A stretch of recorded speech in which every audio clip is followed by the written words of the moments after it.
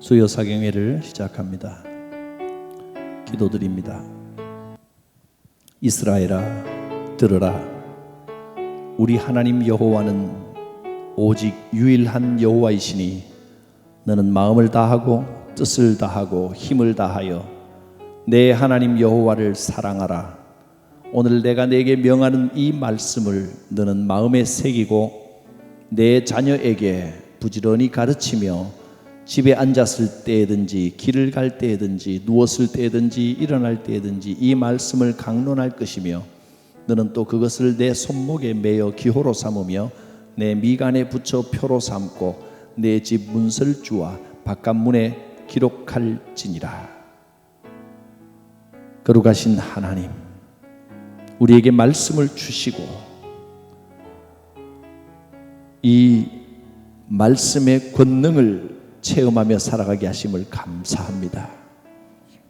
오늘도 주의 말씀을 듣고 묵상하며 마음에 새깁니다. 말씀에 순종할 때 보여주시는 그 능력, 그 권능을 체험하기를 원합니다. 역사하옵소서. 예수님 이름으로 기도드립니다. 아멘.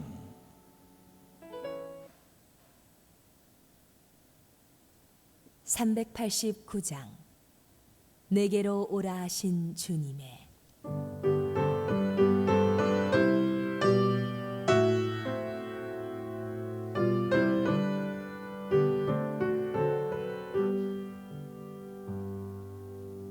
내게로 오라 하신 주님의 말씀을 따라 나와서 내 몸과 마음을 주께 드리니 주여 받아주소서.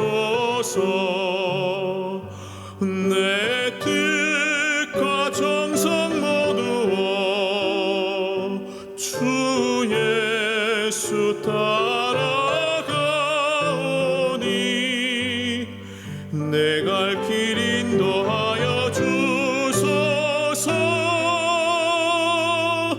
오 나의 주시여,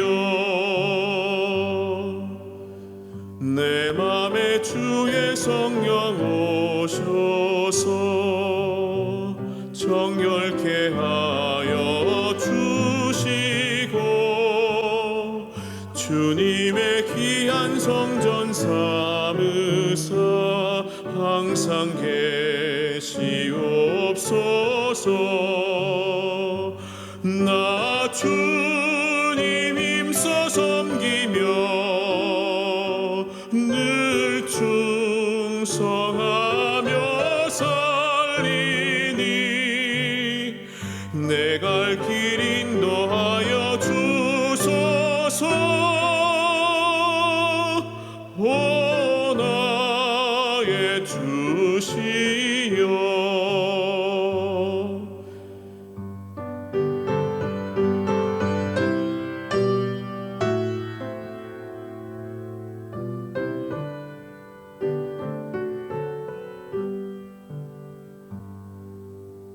내 참된 친구 되신 구주여, 나에게 임재하시사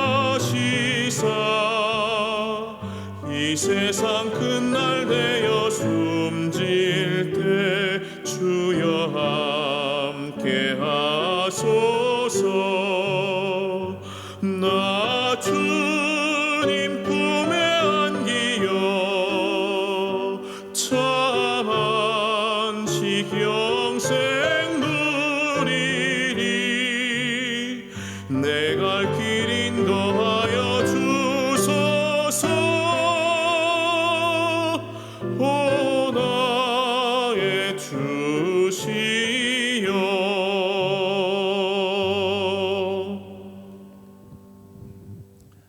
하나님 말씀은 출애굽기 25장 1절부터 9절까지의 말씀입니다. 구약성경 120쪽 25장 1절에서 9절을 읽습니다. 여호와께서 모세에게 말씀하여 이르시되 이스라엘 자손에게 명령하여 내게 예물을 가져오게 하고 기쁜 마음으로 내는 자가 내게 바치는 모든 것을 너희는 받을지니라. 너희가 그들에게서 받을 예물을 이러하니 금과 은과 놋과 청색, 자색, 홍색 실과 가는 배실과 염소털과 붉은 물들인 숫 양의 가죽과 해달의 가죽과 조각목과 등유와 관유에 드는 향료와 분향할 향을 만들 향품과 호마노며 에봇과 흉패에 물릴 보석이니라. 내가 그들 중에 거할 성소를 그들이 나를 위하여 짓되 무릇 내가 내게 보이는 모양대로 장막을 짓고 기구들도 그 모양을 따라 지을지니라. 아멘. 자, 지난주에 들었던 말씀을 전체적으로 간략히 이제 정리하고 오늘 말씀 들어갑니다. 모세오경에 중요하게 나타나는 세 가지가, 첫째는 제사법, 그 다음에 율법, 규례. 우리가 이제 십계명으로부터 이 규례는 좀 살펴보았죠. 그 다음에 절기. 이렇게 세 가지가 중요하게 나타나는데 지난주에 잠깐 말씀드렸습니다. 제사가 의미하는 바는 하나님께 우리의 헌신을 드리는 겁니다. 헌신하라. 하나님의 백성으로서 마땅히 드려야 할 헌신을 드리는 것을 나타내는 것이 제사고, 율법, 규례는 어떤 명령이라고요? 규례를 통해 우리가 배우는 것은 하나님의 백성으로서 거룩하라. 뭔가 달라야 됩니다. 하나님 백성 다워라, 답게 살아라. 자, 그 다음에 절기는 뭐라고 했나요? 기억하라. 하나님이 하신 기억하라. 하나님이 하신 일을, 하나님의 역사를 기억하라 하는 겁니다. 안식일을 통하여 천지를 창조하신 하나님을 기억하고 또 홍해를 건너게 하신 하나님을 기억하라. 광야에서 인도하신 하나님을 기억하라. 기억하는 것이 이스라엘의 신앙 고백의 기본이었습니다. 자, 이 기억하는 절기 중에 지난주에 3대 절기를 했습니다. 첫째가 유월절, 무교절이라고도 합니다. 1월 14일, 15일 그 유대 종교력으로 그때 진행되는. 그 다음에 그로부터 50일이 지나고 나면 맥추절을 지키라 했습니다. 오순절이라고도 하고 77절이라고도 합니다. 그 다음에 수장절이 있었습니다. 수장절, 장막절 또는 초막절이라고도 부르는 수장절. 이것이 3대 절기입니다. 3대 절기, 이스라엘 신앙의 기본이라는 겁니다. 이걸 항상 기억해야 된다는 겁니다. 우리도 이걸 기억해야 됩니다. 구약의 전통을 따라. 자, 그러면 이 구약의 전통이 구약으로서만 끝내는 게 아니고 신약으로 들어오면서 어떻게 구체화되고 영적으로 이루어졌느냐. 유월절은 어떻게 나타났습니까? 예수님의 유월절은 피를 발라서 뛰어넘는다는 거죠. 피를 발라서 죽음을 보지 않고 뛰어넘었다. 예수님의 십자가의 피로 부활하신 것을 나타내는 게 되겠죠. 그러면 오늘날 유월절을 오늘날 절기에 본다면 뭐가 되겠어요? 고난주간과 부활절이 되겠죠. 부활절은 유월절에 토대를 하고 있고, 맥추절, 오순절은 첫 열매를 바치는 이모작 삼모작 하면서 첫 번째 열매를 거두었을 때 내가 먹고 애들 먹이고 끝나는 게 아니고 먼저 하나님께서 주신 것을 기억하고 하나님께 감사할 줄 아는 겁니다. 첫 열매를 감사하는 것. 그래서 오늘날에는 맥주 감사절을 먼저 하나님께 감사할 줄 아는, 말 그대로 맥주 감사절 여기서 왔습니다. 전반기를 감사하는 보통 7월 첫 주에 드립니다. 감사절. 또 신약적으로 이때 성령이 강림하셨기 때문에 성령 강림절도 이때로 봅니다.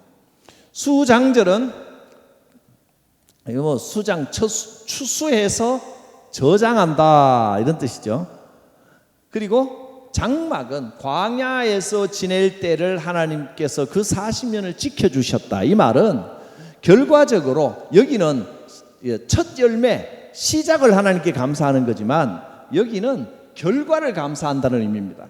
광야 40년 지켜주신 하나님, 인도해 주신 하나님 감사합니다. 또 곡식을 거두어 저장할 때 이 모든 것을 지내고 나서 하나님 감사합니다 라고 감사를 드리는 거기 때문에 오늘날은 추수 감사절을 내 근거가 여기에 있는 겁니다. 원래 추수 감사절은 미국 사람들이 그 신대륙 아메리카에서 그 청교도들이 첫 열매 거둔 것을 추수 감사의 시작으로 봤지만 그러나 성경적인 근거는 여기에 두고 있다는 겁니다. 미국 사람들이 영국에서 메이플라워를 타고 미국 신대륙에 가서 처음 고생해서 첫 감사를 드렸다. 이것도 여기에 근거를 두고 있다고 보시면 되고, 그 미국 절기를 지키려면 이게 11월 달 가서 지키고 하는데 우리는 꼭 그런 게 아니고 연말, 그러니까 대강절이 오기 전에 우리가 한 날을 정하여 1년 동안 지켜주신 하나님 은혜를 감사합니다 라고 그 은혜를 기념하여 지키는 것을 추수라는 말은 한 해 농사 다 짓고 지나온 것을 감사합니다 이런 의미로 수장절을 근거로 지낸다 이렇게 생각하시면 이제 명확하죠. 절기는 이렇게 보시면 되겠습니다. 창세기가 크게 3부로 나눠집니다. 제1부는 모세 탄생부터 시작해서 애굽에서 지낼 때, 그리고 애굽에서 탈출하여 첫 번째 딱 도착한 때까지가 제1부입니다. 그러니까 제1장부터 애굽 탈출, 제목이 출애굽기, 애굽 탈출기니까 이집트 탈출기 이렇게 되는 거죠. 그러니까 출애굽기를 안 읽어본 사람들은 전부 출애굽 이집트 왕자 영화 내용이 거기에 나와 있는 게 전부 주된 내용이겠거니 이렇게 생각을 하는데, 성경을 읽어보면 어떻게 보니까 그 애굽에서 탈출하고 모세의 어린 시절하고 갈대 상자 이래가지고 나와가지고 시내산에 이런 데까지는 거의 중요하긴 하지만 서론격이네 이런 생각이 좀 듭니다. 제1부는 꼭 서론은 아니지만 그게 출애굽기가 말하고자 하는 전부가 아니라는 거예요. 하나님께서 인도하시고 10가지 재앙이 오고 스토리는 굉장히 다이나믹하고 재미있지만, 근데 그래서 재밌다 보니까 자꾸 그것만 이야기하는데 이건 18장, 전체 총 40장 중에 18장까지로 끝이 납니다. 애굽에서 탈출하여 시내산까지. 그러니까 여기서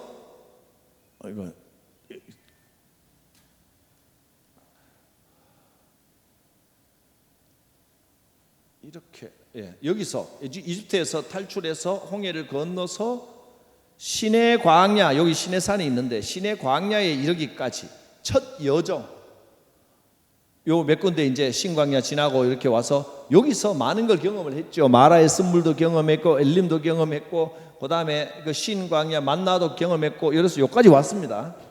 여기까지 온 데까지가 1장부터 18장까지 제1부라는 겁니다. 제1부. 그 다음에 제2부는 여기에서 이곳에서 십계명과 및 따라오는 여러 가지 규례들을 하나님이 주시는데, 율법, 율법과 규례를 받는 것이 여기서 받습니다. 이게 제 2부입니다. 19장에서 24장까지 여기서 십계명을 받는 내용이 중요하게 나옵니다. 그 다음에 25장부터 마지막까지 제 3부 25장부터 40장까지인데 여기는 25부터 40까지의 온전히 한 가지 주제만 나오는 게 아니고 중간에 에피소드가 하나 들어갑니다. 그게 뭐냐면 32장 이렇게 막 복잡하게 써놓으니까 좀 정신없죠. 쉬우고 제가 좀 정리해서 쓰겠습니다.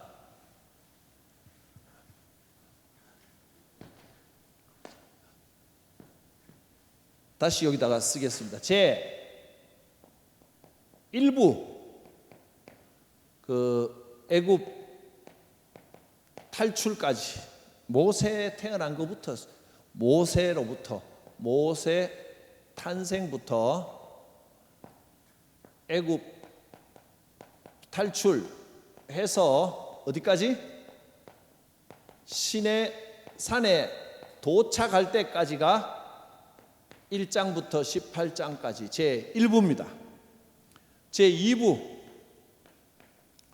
2부는 시내 산에서 시내산 백성들은 시내 광야에 있었죠. 시내산 또는 시내 광야에서 요게 19장부터 24장까지 여기에는 시내산에서 뭘 받았습니까? 십계명과 기타 규례를 받는 이런 내용이 18장부터 24장까지 나오고 나머지 제3부는 25장부터 마지막 40장까지인데 여기는 성막을 짓고 성막을 완성하는 내용입니다. 근데 요 중에 사이에 이게 전부 다 성막 내용이 아니고 32장부터 32, 3, 4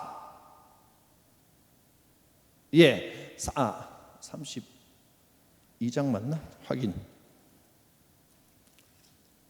34장까지 맞습니다. 32장 맞습니다. 32장부터 34장까지 2, 3, 4 세 장은 금송아지 사건을 기록합니다. 금송아지 사건, 또 두 번째 돌판 중간에 끼어 있습니다. 두 번째 십계명 돌판 이게 끼어 있습니다. 요 에피소드로 이렇게 어쨌든 요거는 끼어 있지만 1부, 2부, 3부로 진행이 되는데 출애굽기에서 오늘 하는 게 이제 이 부분입니다. 성막이 그렇게 중요하다는 겁니다.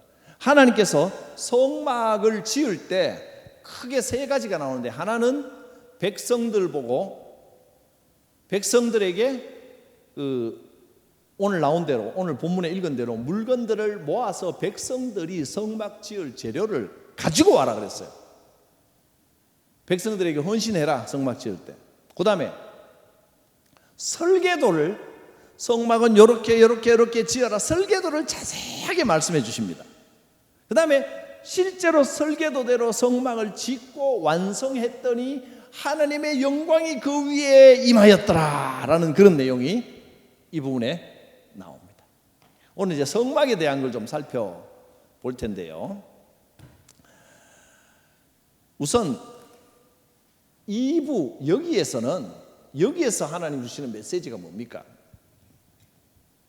십계명을 통해서 어떤 메시지를 주십니까? 내가 거룩하니 너희도 거룩해라. 인간은 거룩이라는 말을 인간이 어떻게 감히 거룩해요?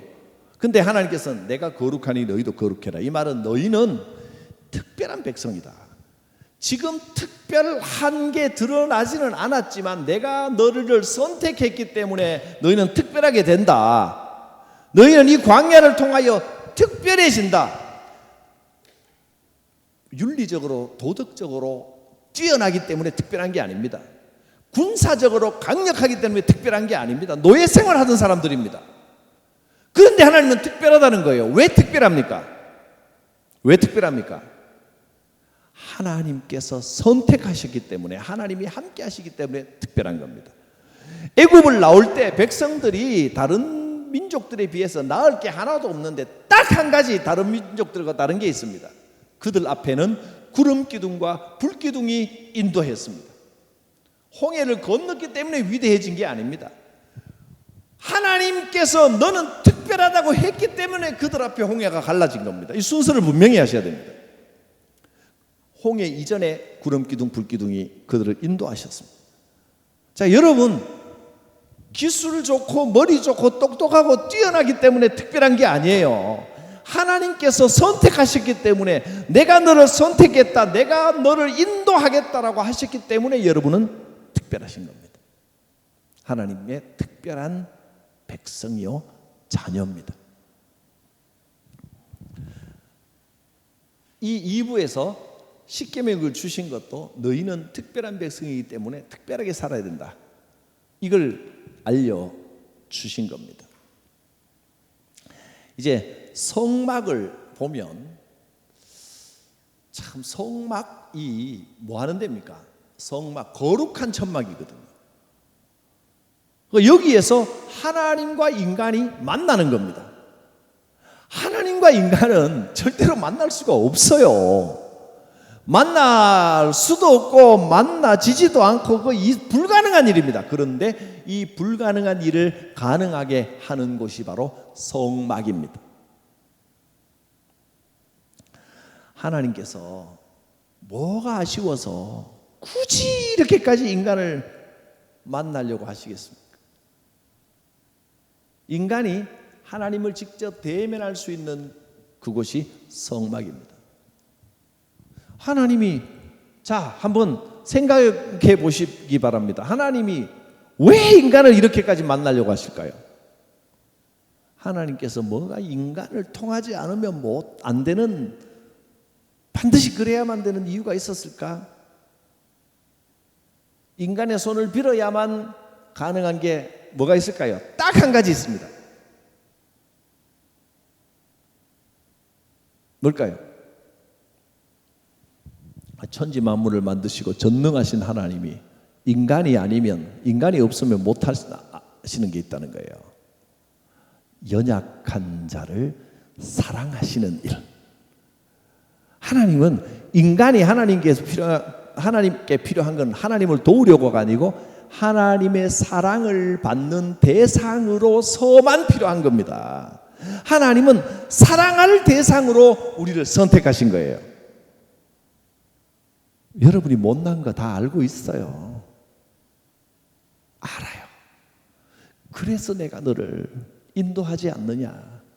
그래서 내가 너를 사랑하는 것이다. 하나님께서 알고 계시고 인도해 주십니다. 하나님께서 이 부족하고 연약한 나를 통하여 하나님의 사랑이 얼마나 크고 위대한지, 하나님의 사랑이 얼마나 한없는지 끝이 없는지 그걸 보여주시는 겁니다. 하나님의 하나님됨을, 사랑의 하나님이심을 나를 통하여, 이 연약한 나를 통하여 나타내 보이시는 겁니다. 사실 하나님께서 인간에게 임재하신다는 것이 하나님 입장에서 보면 참 불편합니다. 그거 뭘 좋다고. 근데 하나님은 그렇게 하시는 겁니다. 너희가 이걸 만들어라. 내가 여기에 임하여 너희와 함께 하겠다. 만들게 하신 겁니다. 상세하게 알려주고. 그런데도 중간에 이 내용이 들어간 건 뭡니까? 하나님이 이렇게 하셨음에도 불구하고 조금만 여지가 있으면 불안해하고 두려워하고 하나님을 배반하고 떠나고, 이게 인간입니다. 심지어 아론조차도 여기에 모세가 잠깐 비운 사이에 금송아지를 만들어 이게 하나님이다 라고 백성들이 막 몰려와서 여론 조성하니까, 그래서 여론이 무서운 겁니다. 감당을 못해서 그냥 아니야 하나님이 하셔서라고 또렷하게 하나님을 바라보며 여론보다 하나님인데 여론에 밀려가지고 하나님 뜻을 저버리는 사건이, 그래서 수많은 사람이 이 형벌로 죽게 됩니다. 자, 그 뭐 다음에 상세한 건 또 다음에 나오니까 다음에 오늘은 성막에 집중하겠습니다. 하나님께서 우리 가운데 함께 하신다. 그러니까 성막은 임마누엘의 상징입니다. 임마누엘 나타냅니다. 하나님이 우리와 함께 하신다. 그게 성막입니다.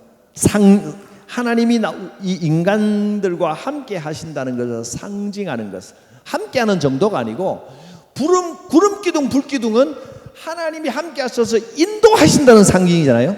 성막은 만나 주신다는 상징입니다. 이 성막이 없어진 게 아니고 나중에는 가나안에 들어와서는 뭐가 돼요?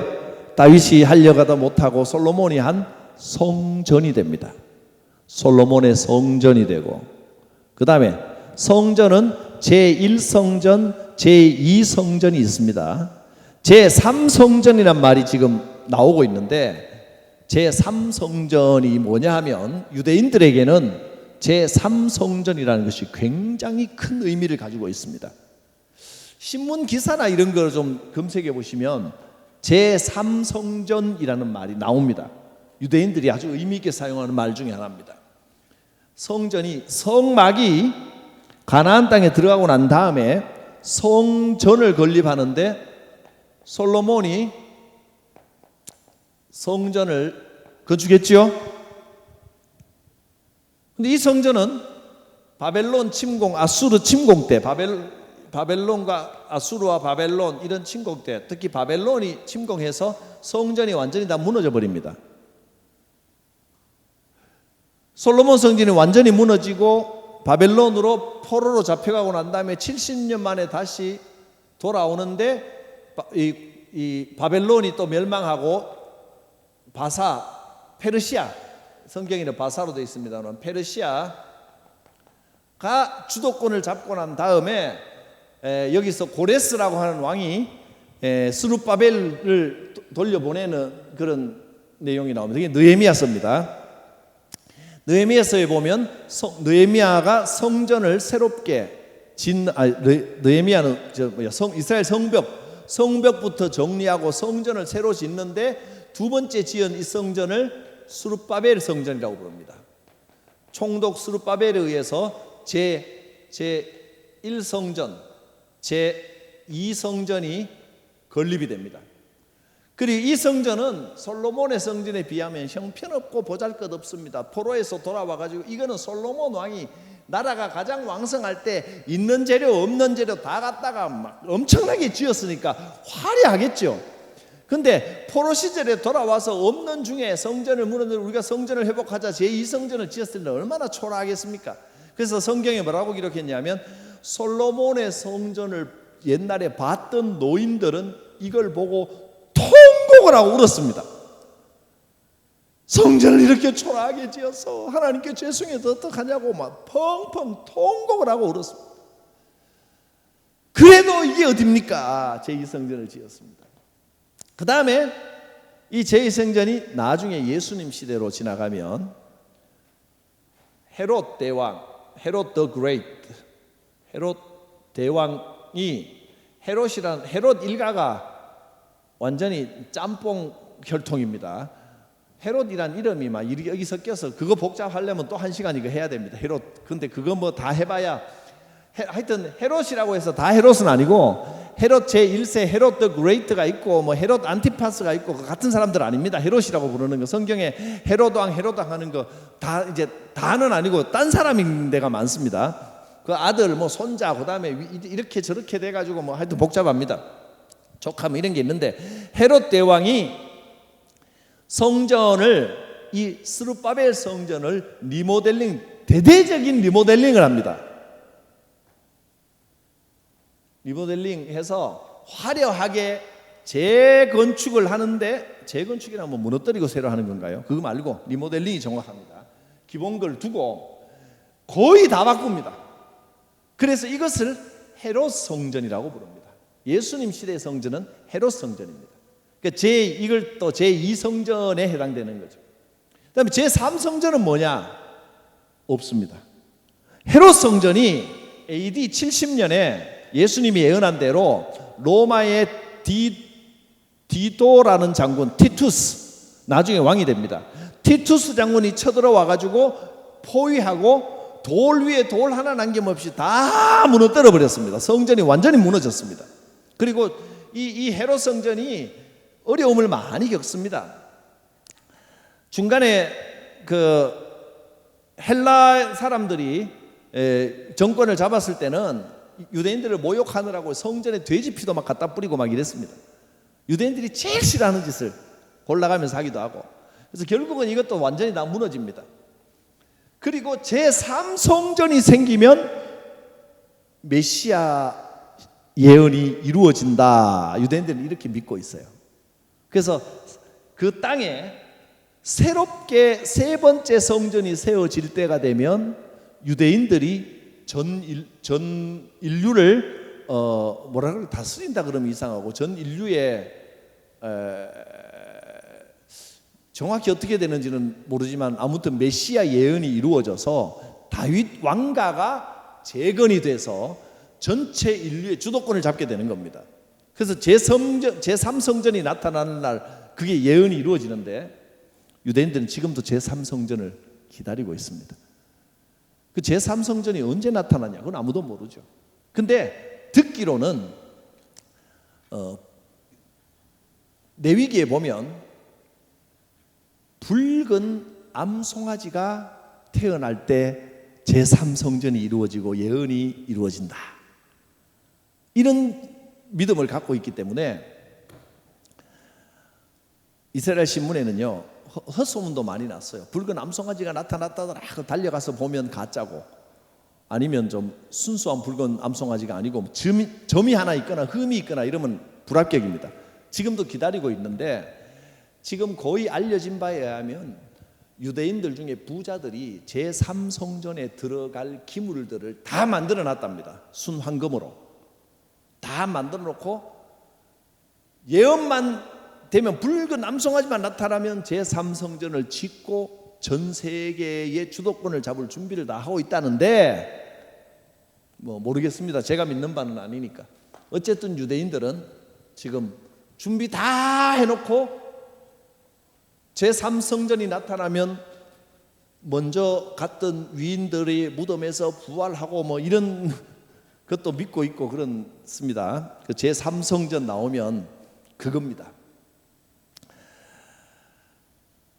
중요한 건 성경을 보면 사실 예언서에는 성전을 굉장히 책망합니다.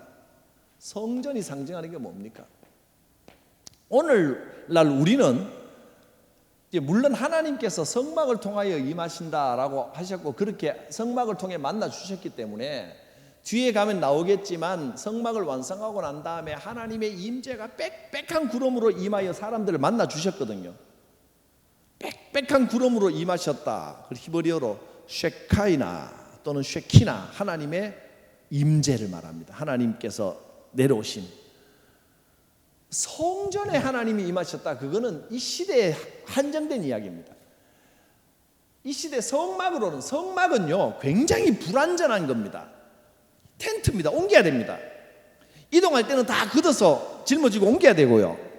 뭐 마차에 싣고 나귀에 싣고 옮겨야 되고, 임시 거처 같은 걸 의미하는데, 솔로몬의 성전이 생기고 난 다음에는 사람들이 성전 중심 신앙이 되어버렸습니다. 이때는 율법 중심 신앙, 하나님의 백성으로서 거룩해야 된다라고 하는 데 대해서 그럴 때 하나님이 만나 주신다라는 상징으로 계명과 성막, 이 두 가지가 신앙의 근본이었습니다. 출애굽기의 기본이 성막과 계명입니다. 지금 내가 말하는 게 좀 어렵습니까? 상황을, 눈빛을 좀 보고 해야 되는데 이 방송 건너편에 있어서 어렵지는 않죠. 지루하거나 어려우면 곤란한데요. 출애굽기는 앞에 일부는 이제 일부를 서론이라고 말했던 이유는 일부를 통하여 말하고자 하는 건 계명과 성막입니다. 우리가 하나님의 백성으로서 거룩하면, 하나님께서 성막, 하나님께서 우리 가운데 임재하셔서 함께 하신다 이거거든요. 출애굽기가 말하는 게. 근데 이것이 이제 나중에 성전으로 가면서 너무 이 성전을 화려하게, 이때하고는 다르죠. 이때는 옮겨 다닐 때니까 화려하게 성전을 채우기 시작하면서 고정된 성전에 몰두하다 보니까 종교가 너무 엄격하게 형성이 되어버린 겁니다. 물론 신앙은 종교라는 형식, 틀이 있어야 되지만 이게 종교로 딱 고정되는 순간 신앙은 타락하기 시작합니다. 그래서 이사야서 1장에 보면 하나님께서 가증스럽다 하셨습니다. 제사는 드리는데 껍데기만, 겉모습만 남 눈만 의식하는 제사, 가증스럽다. 예배는 그런 게 아니다. 너희가 성전 마당만 밟을 뿐이니라. 그래서 하나님께서 뭐라고 하냐면 차라리 이놈의 이 성전 문을 닫아버릴 사람이 없느냐, 성전 문 닫아버렸으면 좋겠다, 이렇게 말씀하시는 거예요. 말라기 1장 10절 성경 있으면 찾아보시면 말라기 1장 10절을 보면 구약의 마지막을 정리하면서 자 1장 10절 만군의 여호와가 이르노라 너희가 내 제단 위에 헛되이 불사르지 못하게 하기 위하여 너희 중에 성전 문을 닫을 자가 있었으면 좋겠도다. 내가 너희를 기뻐하지 아니하며 너희가 손으로 드리는 것을 받지도 아니하리라. 기독교가 하나의 종교로서 왕성하게 되고 세력을 형성하고 이 나라가 교회를 두려워하며 교회를 함부로 못하고 교회가 전체 주도권을 잡으면 좋겠죠. 그게 좋을 게 하나도 없습니다. 중세시대가 그랬습니다. 그랬더니 인간들이 타락하기 시작했습니다. 끝없이 타락했습니다. 교회는 세상적인 힘을 잡으려고 기싸움, 세상하고 기싸움 하는 데가 아닙니다. 어떤 의미에서 좀 조심스럽긴 하지만 이 코로나 사태가 우리가 이거를 정말 영적으로 깨어 있어서 잘 보면 어차피 다가온 고난이지만 이런 상황에 성전이 왕성해서 형식적인 종교적인 어떤 면에서만 너무 치중했던 부분들을 반성하라고 하나님께서 주신 기회는 아닌가 생각합니다. 이 기회에 문을 닫게 될 교회들도 생기고 너무 어려움을 많이 당하지만 이때 물론 안타까운 일입니다. 가슴 아픈 일입니다. 안 그랬으면 좋겠지만 그러나 여기에 하나님 주시는 교훈이 뭘까? 종교에 현혹되지 말고 복음을 찾아라. 종교는 형식일 뿐이고 그 내용은 복음입니다. 물론 형식도 필요합니다. 그러시세요. 담죠. 그런데 안에 담긴 거는 아무것도 없고 그릇만 화려하고 금 받고 은 받고 다이아몬드 받고 그릇만 번쩍번쩍하고 안에 담긴 내용은 엉망이고 다 썩어버렸다면 무슨 의미가 있겠습니까? 내용물, 진짜 내용을 살아야 됩니다. 우리는 종교인이 아니라 종교라는 형식을 가지는 건 나쁜 건 아닙니다. 교회도 필요하고 시스템 조직도 필요하지만 이 조직이 주가 되면 안 된다는 겁니다. 언제나 우리의 관심은 복음이어야 됩니다. 종교인으로 살지 말고 복음인으로 사셔야 됩니다. 종교를 살지 마십시오. 복음을 살아야 됩니다. 그래서 성막은 언제나 걷었다, 접었다, 또 펼쳤다 하는 것이었습니다. 성전으로 고정되면 안 됩니다. 하나님께서는 신약에 오면서 뭐라 그랬습니까? 성전, 뭐가 성전이라고요? 너희 몸이 성전이야. 너희 몸이 이렇게 고정된 십자가 걸어놓고 뭐 화려하게 해놓고 이게 다가 아니라 진짜 성전은 우리 몸입니다. 이 안에 예수님이 계시고 내가 복음을 살아갈 때 그게 진짜 성전이 되는 거예요. 성막 이야기를 보면 자, 25장 출애굽 25장 직접 성경을 한번 보면서 몇 군데 찾아보고 이제 말씀을 정리를 하겠습니다. 자, 25장 1절에 여호와께서 모세에게 말씀하여 이르시되 이렇게 이야기했죠. 여호와의 말씀으로, 모세를 통하여서지만 여기는 어쨌든 말씀으로. 그 다음에 쭉 넘어보면 30장에 가서 11절에 다시 여호와께서 모세에게 말씀하여 이르시되 나와 있습니다. 근데 재밌는 것이 여호와께서 모세에게 말씀하여 이르시되라는 이 표현이요, 정확히 6번 나옵니다. 30장 17절 여호와께서 모세에게 말씀하여 이르시되, 22절 여호와께서 모세에게 또 말씀하여 이르시되, 34절 여호와께서 모세에게 이르시되, 31장 1절 여호와께서 모세에게 말씀하여 이르시되, 이렇게 나와 있죠. 그 다음에 이제 몇 번이면 6번입니다. 그리고 31장 12절 여호와께서 모세에게 말씀하여 이르시되, 이게 벌써 7번째인데 7번째는 뭐라고 말씀하신지 그 다음을 보세요. 너는 이스라엘 자손에게 말하여 이르기를 너희는 나의 안식일을 지키라. 안식일에도 가야 말씀하십니다. 어떻습니까? 재밌지 않습니까? 창세기에 천지 창조할 때 이미지를 의도적으로 그대로 갖고 온 겁니다. 6번 말씀하시고 7번째 안식을 지키라 하셨습니다. 재창조인 겁니다. 성막은 인류의 재창조입니다. 새로운 창조를 지금 말씀하고 계신 겁니다. 뭐 이렇게 억지로 끼워 맞춘 게 아니냐 그럴 수 있지만, 성경은 굳이 여호와께서 말씀하여 이르시기를 6번 쓰고 7번째 안식일, 이거 분명히 의미가 있습니다. 그냥 쓴 게 아닙니다. 하나님께서 성막을 통하여 인류를 이제 영적으로, 하나님께서 창세기에서 하나님과 멀어졌던, 화평을 잃어버렸던 인류가 이제 성막을 통하여 하나님과 화평이 이어지는 겁니다. 하나님과 다시 만나게 되는 겁니다. 재창조를 말씀하십니다. 그건 이제 상세히 살펴보면 좀 더 자세히 확실하게 나타나는데 오늘은 요 정도까지만 하고요. 마지막 한 가지, 오늘 본문 25장에서 읽었던 것처럼 여호와께서 모세에게 말씀하시되 이르시되, 성막에 관한 가르침의 첫 번째가 뭐예요? 성막 지을 재물과 물건들을 백성들이 갖고 오게 하라 하셨습니다.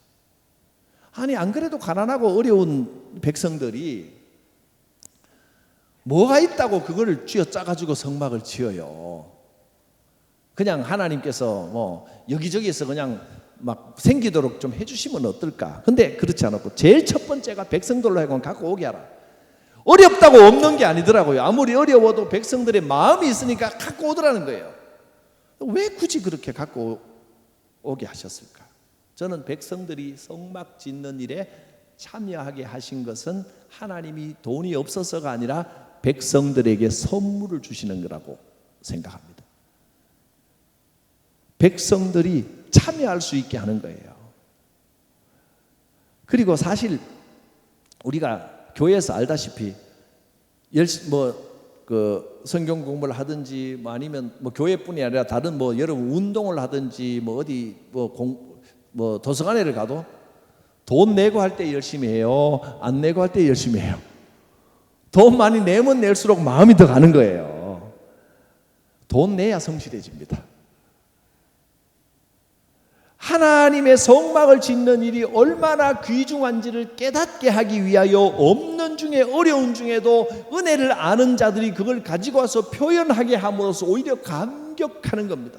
하나님께 드리면 감격이 생기고 은혜가 생기고 또 갖다 드린 그보다 더 많은 것을 하나님이 다른 쪽으로 채워 주십니다. 그게 하나님의 방법입니다. 이 성막을 통하여 성막에 헌신한 자들은 눈 감을 때까지, 죽을 때까지, 아니 자자손손 대대로 저 성막에 내가 하나님께 뭘 드려서 저게 저렇게 지어졌다, 자손 대대로 보람과 자랑이 됐을 것입니다. 은혜를 아는 자들에게는 이런 감격이 있는 겁니다. 우리는 물질만이 아니라 우리의 마음과 삶과 존재를 하나님께 거룩한 산 제물로 드려야 됩니다. 하나님께서 지금 우리에게 제일 원하시는 것은 이 절기를 통하여 알려주신 것처럼 기억하는 겁니다. 내 마음에 헌신에는 시간 헌신, 물질 헌신 다 있지만 하나님께서 가장 원하시는 건 첫째가 마음의 헌신입니다. 마음의 헌신의 기본은 기억하는 겁니다.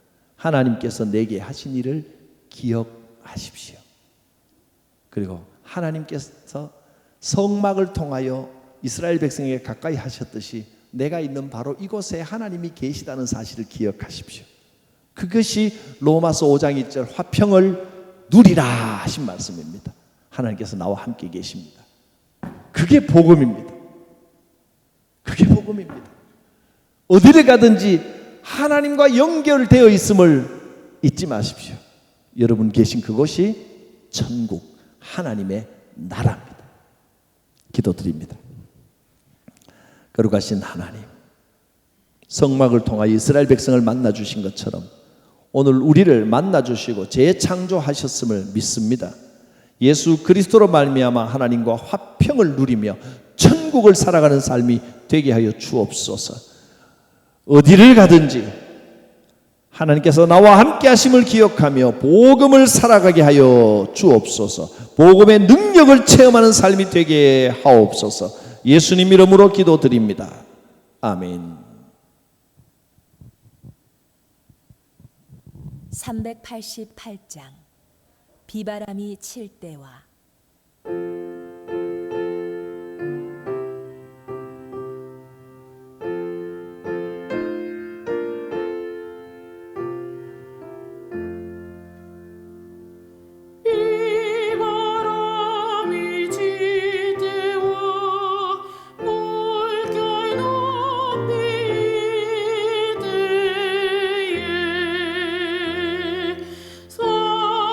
사랑하는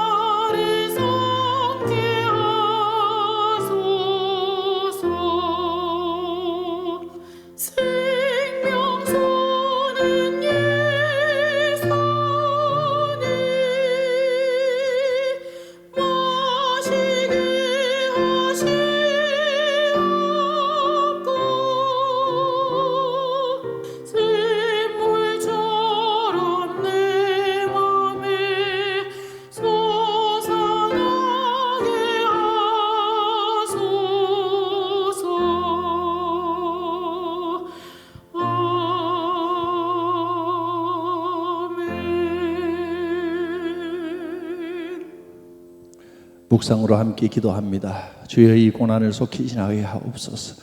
우리의 일상이 속히 회복되게 하옵소서.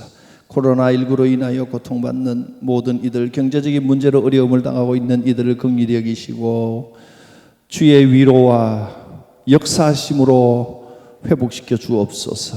함께 조용히 기도드립니다.